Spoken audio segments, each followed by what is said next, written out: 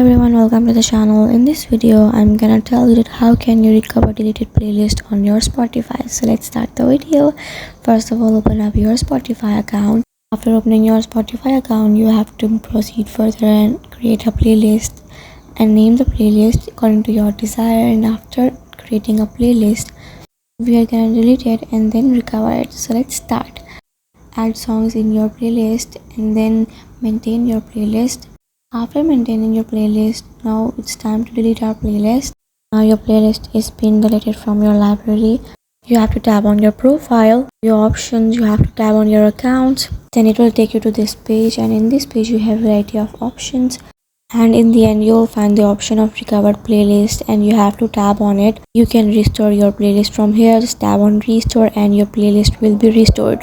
Thank you so much for watching the video. I hope you liked the video. If you do, like, share and subscribe to our channel. By following these steps, you can restore your deleted playlist on your Spotify.